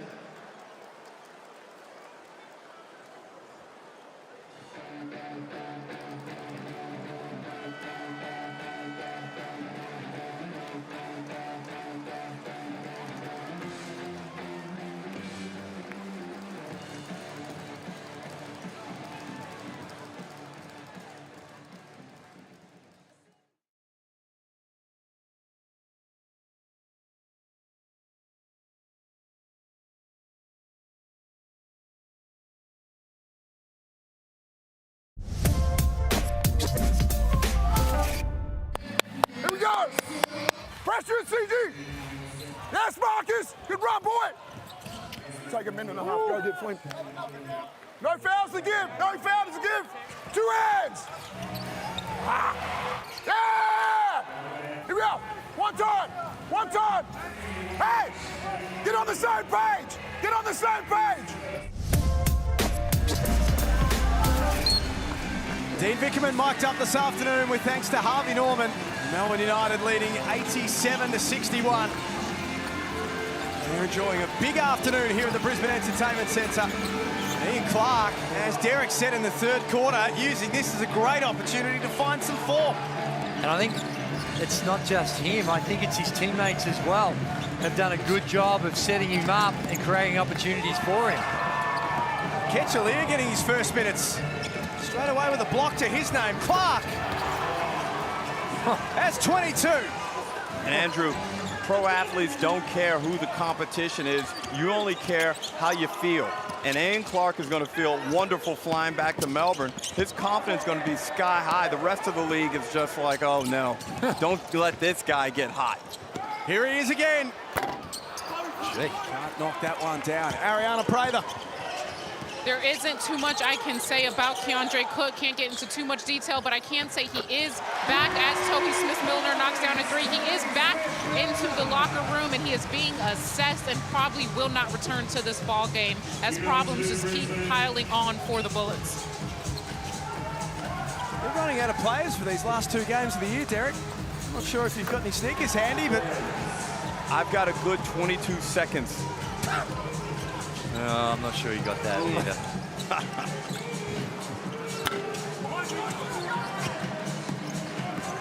Leave that one alone. 95-64, I should say. Numbers against Prather. Foul on Bowen. White 15. Well, at some point, Justin Schuler is going to have to go deep into that bench. Kai Savage, Tristan Devers. We know Emmett Narr's been struggling with an oblique problem. A good time to get some of these young guys some moments on the big stage and see what they can do. 2 games for Brisbane to come, both on the road. They'll be in Adelaide on Friday night, and then they'll finish off the season round 20 in Cairns. Adams lays it up. Yeah, it's a real tough situation they've had to go through. Anytime you've got, 5 players that you start the season with that are no longer here at this stage of the season, that's some significant adjustments you've got to try and make. There was a period through December and early January where Brisbane were flirting with the top 6, and they've been the team to get there, but injuries and a little bit of form have hit them all at the wrong time. Well, they've lost a number of players throughout their team and at different positions, but the big one is Tyrell Harrison. And the form he was in, he was displaying all NBL 1, 2, or 3, whatever you want to say, wherever team you want to put him. He is definitely one of the top 20 most impactful players in the competition, and with his size and his skill, you lose a guy like that, that is a tough one to cover. Oh, my word, it is. And I think we saw what this team was going to be all about when they actually beat Melbourne. before Christmas in Melbourne. You had Bateman, Cook, and Prater all just lighting it up. And it was a style of play that, yeah, they shot the lights out, but it looked like it was repeatable. Yeah. It wasn't one that you just had a feeling, well, this is just one of those games. Well, they did repeat it a number of times during that stretch. And you're right, and when they've got the bigs in there that can rebound, it was a good combination that they were working on, and it's all just fallen to bits as players have dropped off.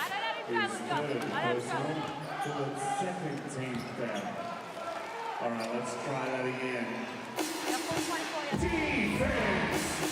Kyle Bowen out there with a catch of lip. Tanner Krebs, Ian Clark and Shea Illick. For Brisbane, Tristan Davis, Mitch Norton, Cal Dalton, Josh Adams and Casey Prater. And they're 5 on the floor.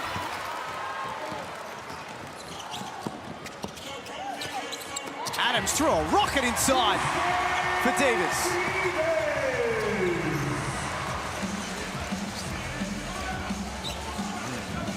Melbourne United will come back with a full 5 and not a weak 5, Andrew. No, it is not. And this is 5-on-5 off type stuff. Yep, This is we're going like, back to under 18s. Marcus, sit down. It's more like under 14s, I think, is oh, sorry. This sort of expires. Chris Golding at the scorer's table wanted to tell us all about his dunk. I wouldn't put Chris's dunk in the hellacious category, but in the surprise category, it's on the podium. I thought it had a little bit more force than could have been expected. He's 36 years of age, no dribble. When he was a youngster, though, he could raise up. He could come down the middle and just posterize. So it's still in there on the odd occasion.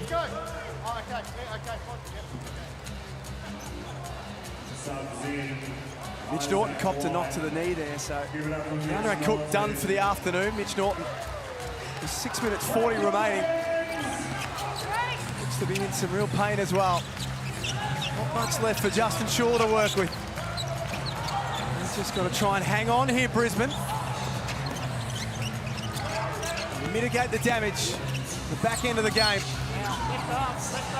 And Jack, right now is where Dean Vickerman is continuing his preparation for big games. He knows this game is over, but he's not letting his starters rest on their laurels in this game. He wants continued good defensive pressure. He wants them to execute on the offense. What is happening now over the next few minutes is about the short term and ensuring that his guys stay edgy. And I think for Chris and Matthew Dellavedova, White, and maybe Lee, I reckon Dean went to him and said, boys, you're out here for the next 3 minutes, possibly 4. Give it all you got, and then we'll bring in some of the other guys. Give them one last roll at it. Well, their last 2 games of the season, as we mentioned, beyond this, at Tasmania at home, and even though Tasmania have got a lot of injury issues of their own, they love playing at John Cain Arena. And then Southeast Melbourne. They do, and you have to guard against any hint of complacency or softness, and I think this is what this is about right here.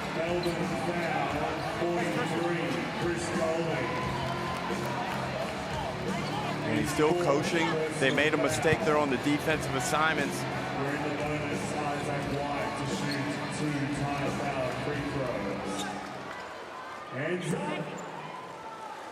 Zach White to shoot free throws. Very good a couple of games ago on January 20 against Illawarra. Had 11 points in that game. 4 made threes. I think this back half of the season, he has shown that he is a competent bench player in the NBL. He came in to the starting lineup in Adelaide, I believe, on Christmas Eve and went for a career high. It's hard to follow sometimes, though, Derek. Isaac White, there are times where he gets plenty of opportunities, and then there are some times where he goes from plenty of opportunities to not many. And a lot of that is function of who's available for the Bullets. And sure. I believe Schuler often goes with matchups and sometimes feels like it's not a suitable matchup for Isaac White. Whereas I'm more inclined, Andrew, just to play my people the way I want to attack. Be aggressive and not responsive. There's the 100 up for Melbourne. Davis has a fumble. Flynn Cameron was there to swoop. Now he's open for three.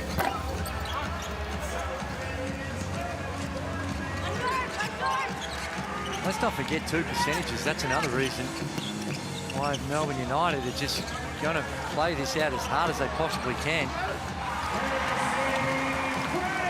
And with the system being that overall percentage is the way it's measured, that wasn't always the case. It used to be head-to-head, but now it's overall percentages. You are encouraged to just annihilate the opposition by as much as you possibly can. And Andrew, your point is timely because right now on the Mitsubishi's live ladder, it's a .11 break between Melbourne and Sydney. Chris shocked himself. Chris Goulding shocked himself with that one.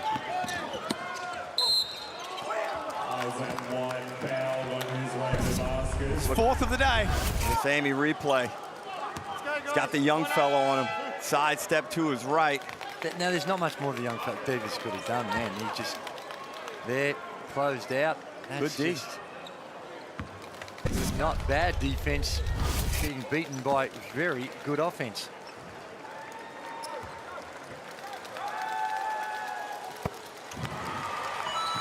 Andrew, you mentioned earlier that he's been on a run of 5 made threes per game against Brisbane, correct? Yeah. Last 5 games. Does he get one more? He's going to try. I'm sure he's going to get at least one more up. You shouldn't forget the other streak, of course, which I think is one of Andrew Gay's favourite stats here in the Hungry Jacks NBL. 88 straight games. Incredible. That's extraordinary. With a made 3, Chris Goulding.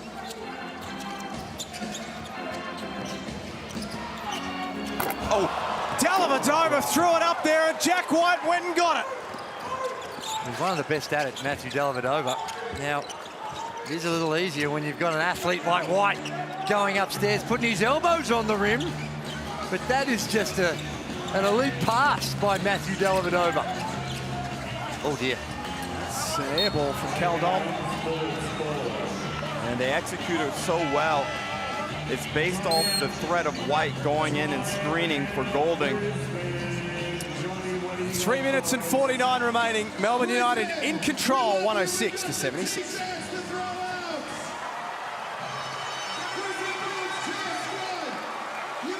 They're putting a big number on the board here, Melbourne. They certainly are, and it's just been a devastating performance from Melbourne United. Outside of the first quarter, it's been complete domination. They've restricted Brisbane to 14 points, 21 points in a high-scoring third, but now they've shut them down again in this fourth quarter. Yeah, it is, and Brisbane have got a couple of games remaining, and they've got to make sure that they don't just pack it up, pack it in. Somehow or other find a way to keep the spirits high and generate some emotion in a difficult set of circumstances, and maybe have a look under these circumstances and the way and the structures you want to run, and make sure the emphasis is always going to be on defense. Melbourne by 30 points with 3 minutes and 49 remaining. Wow. Oh, hello. Look at that. Come on. That is a thing Why of do you beauty. look so sad? Did you sign it for him? Did you sign it for him, Andrew? No, I'll be more than happy to. And it looks in very good condition. Yeah, and I saw him walk in, and he was proud, strutting with the Gabe singlet. That's never gets old. No, it it's doesn't. very, very great for the ego when you see someone running around in New Jersey, and I appreciate the support. God love you. 5 fouls for Goulding, but he'll sit down with 16 points. 4 made threes. He's put the feet up on the Melbourne bench. He's pretty content with his afternoon.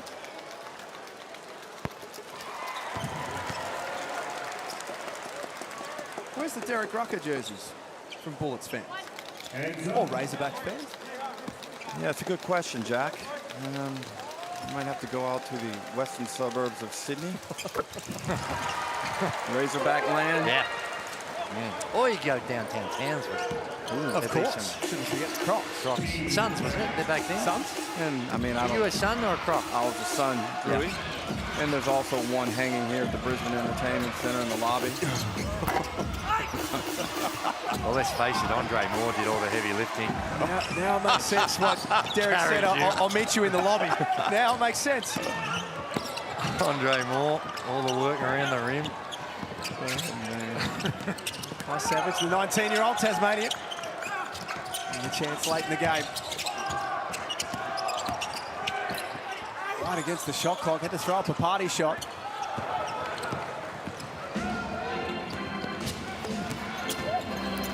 Krebs on the move for Clark in the corner. Adams wrestles it away. We roll inside the last 3 minutes. And Clark's making up for some lost time. He's whacked up 19 shots, 9 of 19, 5 of 13 from the three-point line.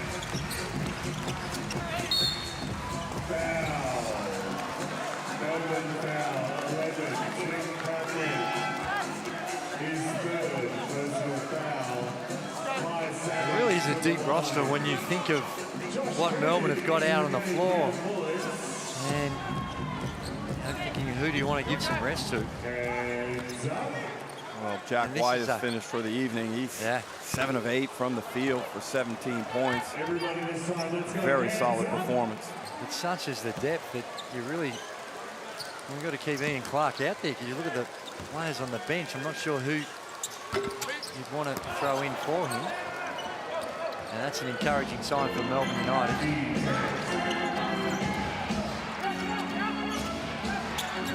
2 games remaining in their regular season. Knocked down from Tanner Krebs against his former team.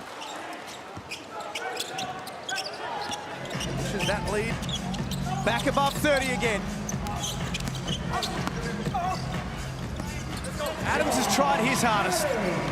Credit where credit's due. He's got 19 points to go with 7 rebounds and 4 assists. And the numbers are good. 7 of 12 from the field, 3 of 7 from the three-point line.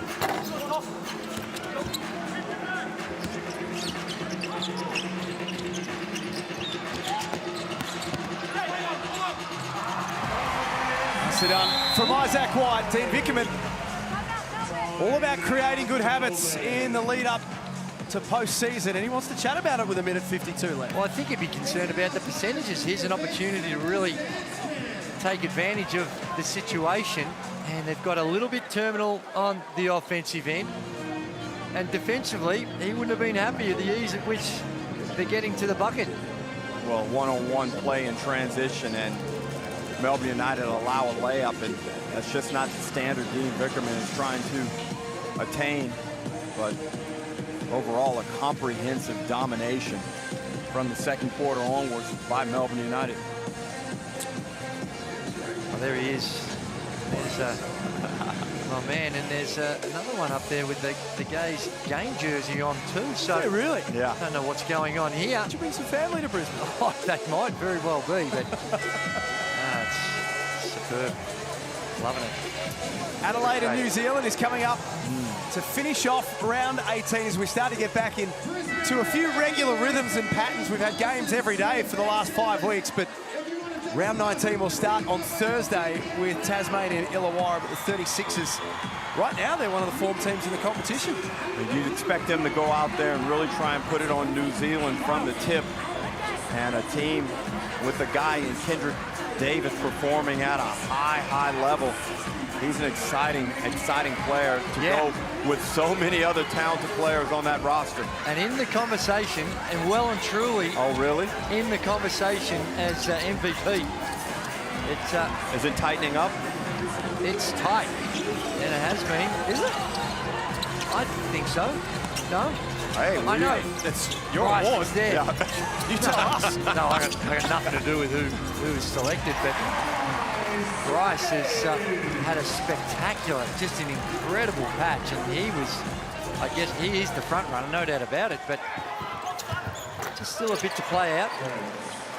Okay. Or am I wrong? No. As I said. Well, I'm going home tonight to really crunch some numbers on this MVP race and kind of narrow it down to 5 guys, but certainly I share your sentiment that Bryce's lead could be decreasing.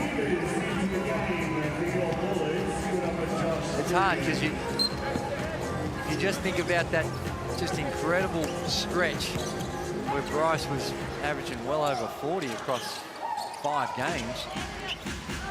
That's going to hold him in good stead, but when you just break it all down, I think you need a little bit more of an analysis. Yeah.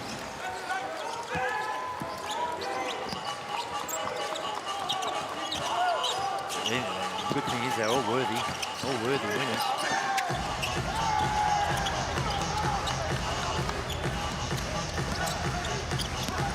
Adams from the elbow.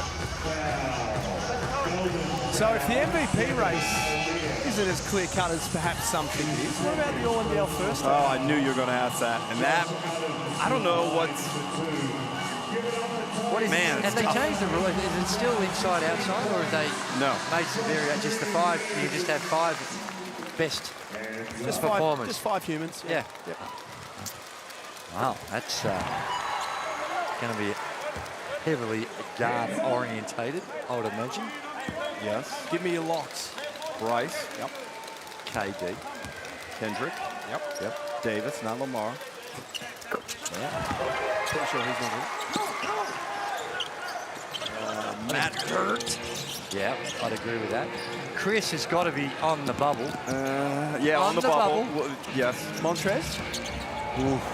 He's up there because of the way he impacts basketball games. You go to the advanced metrics, and they are significantly in his favor. Casey Prather? Bubble. Now we got to find someone from Wollongong, from the Illawarra. Craig Kell, Tyler Harvey. Yeah, it's a tough assignment.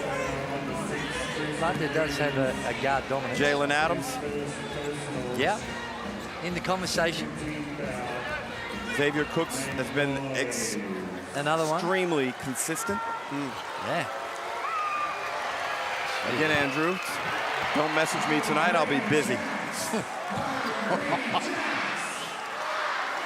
James Bateman on screen, a guy who turned out to be one of the leading three-point shooters.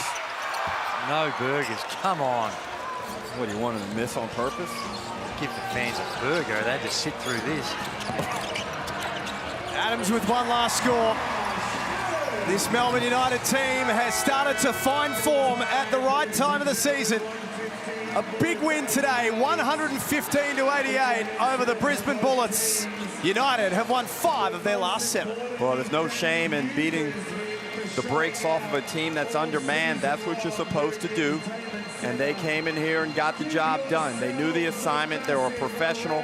They locked in on the defensive end, and their stars performed to the level that can carry them strongly throughout the postseason. Yeah, they did what they had to do, and not just about this game, about setting the tone for what's going to hold them in good stead for the remainder of the season. And this was workmanlike. They got some good performances from some of their stars, and they'd be coming away from this game, I reckon, really happy with where they're currently at. All of their scorers got in on the act. The ball moved. They had 25 assists for the game. 2 games to go. Tasmania next Saturday. Southeast Melbourne in the last game of the season. Right now, Derek, with 2 rounds left, they're second. And Dean Vickerman would be ecstatic with where they are right now, considering the struggles that they experienced just several weeks ago. They look a lot stronger, and a significant advantage they have is they are in good health. Yeah, that's a very valid point you make, Derek, and it's going to be an exciting couple of weeks to see how it all unfolds, because I think there's still going to be some stuff going on. Oh, yeah. Given the matchups and what's at stake. This has got excitement written all over it, and the Illawarra Hawks are in a fortunate position. They've got some relatively easier ones, relatively speaking. Ariana's got our Foot Locker player of the game. That's right. I'm with Foot Locker Player of the Game, Ian Clark. Ian, I was trying to do the math in my head. I'm like, is that 20? Over 20? It's not 30. 27-point win to end your guys' road series. How good does that feel for your team? Feels really good. We definitely want to be trending in the right direction in and out the regular season. So being able to, it's been a long month. We've been on the road for a long time. But to close this one out and get back home, and we got 2 massive home games, so we're looking forward to those. We talked about your game before the game started, doing it from the inside, red hot, knocking down some trays from deep. Talk about how happy you are with your performance tonight. I just try to pick my spots, try to take good shots. My teammates were looking for me tonight, and they would encourage me to keep shooting. And every game they tell me to stay aggressive, so they give me all the confidence, and I try to go out and make the shots as best as I can. We'll talk to this man, Jack White, in a second, but talk about how good he is protecting the paint inside. And it seems like he has to dunk the ball every single game. He has to get a slam, a highlight reel going on every single game he steps on the court. I don't think if he doesn't do it, we're gonna talk bad about him. He's so athletic. But this guy right here, man, he's been a beast all season. Being able to control the glass, but pushing in transition, and like you said, catching lobs and getting easy baskets for us. It's been great all year. Thank you, Ian. Guys, back to you before we Great talk performance to Jack. by Ian Clark, 24 points, 5 made threes. Just looked as if he's got a bit of bounce back into his game. Well, you saw his intent early. He came out aggressive when he came off that bench from Melbourne United. We know the talent and the class this man has. And Andrew, I think the fact that he was basically able just to drive the car as fast as he could on the freeway has allowed him to finally be able to now fine-tune his game as United continues to advance throughout the season. Perfect situation to get him going. He took some shots that I don't think under other circumstances he might have taken, but got himself going, and he's combined this with what he did against Perth, and there's some encouraging signs. Let's get back to Ariane. I'm with Jack White. I was just chatting to Ian about just how fun you are to watch. You always get a grand slam inside the paint. It just seems like your team chemistry is just through the roof. Talk about how fun it is to play with your team. Oh, it's so fun. I'm definitely fortunate to play with the teammates that I'm playing with. You know, the guy you just spoke to, IC, Dally, Shay, Chris. I mean, I could go on and on. Everyone's just incredible teammates, incredibly talented basketball players. They make the game incredibly easy for me. So I'm just going out there trying to be aggressive, trying to be the best version of myself. And the boys make it easy and fun for me out there. Just a great stunt on the road. Now 5-2 with your last 7 road games after getting it done tonight. You guys are still trying to push for a top 2 spot in postseason play. What do you take from tonight into the next game? Yeah, I mean, a lot of good signs. Obviously, Brisbane's been playing some great basketball as of late, and unfortunate the injuries that they've had to sustain. But every team's dangerous no matter who they got in or who they got out. And we knew that we had to come in here, and again, another tough environment and improve ourselves. But yeah, happy with the performance, happy with the win. Still some things that we can take out of it. We still feel like we gave up too many points. We gave ourselves a target of keeping them to 80, which is obviously tough with the way that they've been playing and the confidence they've been playing with. But yeah, just got to keep taking steps in the right direction. We're going to have 2 tough home games to finish off our regular season and obviously vying for that top 2 spot. Thank you so much, Jack. I appreciate it. Thank you. Another back in form at the right time of the season. Well, the combination of these 2 gentlemen, Ian Clark and Jack White, when they play like this and they're healthy, they provide a punch. Even though they're not the 1-2 necessarily, they provide a punch between the 2 of them that is really hard for other teams to counter. And Jack White, with his athleticism, his defensive ability, his rebounding, he's just a unique breed in this competition, and he's outstanding today. Well, some of their struggles, and they are relative struggles, have been when these 2 guys perhaps haven't been at their very, very best. So to get Clark going and to get White out there, and he is elite in transition. He owns the glass, #1 in the competition in rebounding, I believe. Yes. Yep. And then he turns that when he sprints down the floor, and when you got Dally and Shea that can find him out in transition, he is a tough cover. So it's Melbourne winners by 27 points. They barbecue Brisbane in a big, big win at the Brisbane Entertainment Centre. We're going to come back and wrap things up on the other side of this.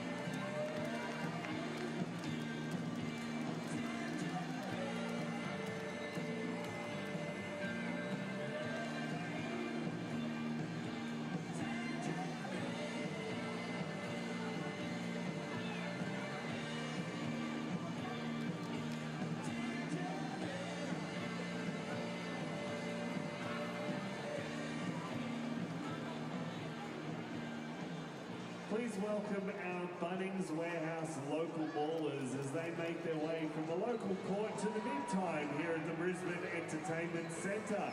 It's all thanks to Bunnings Warehouse, where backing local ballers is just the beginning.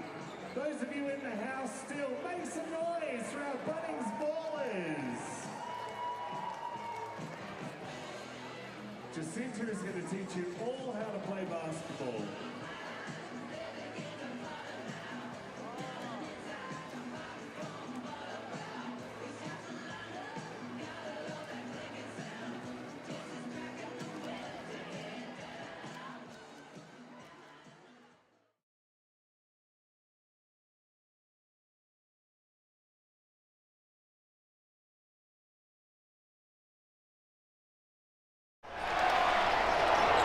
This program is brought to you by Hungry Jack's and Bunnings Warehouse.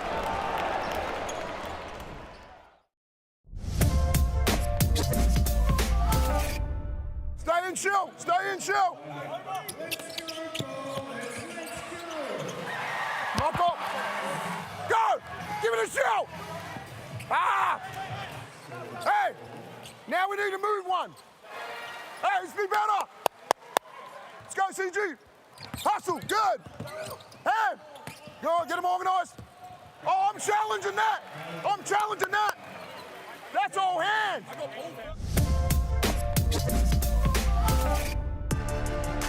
Such a legendary coach, Dean Vickerman, so it's always great to have him in the zone, to hear what he's saying to his fellas, getting them going. Whatever he said absolutely worked today. A 27-point win to end this road trip for the Melbourne United.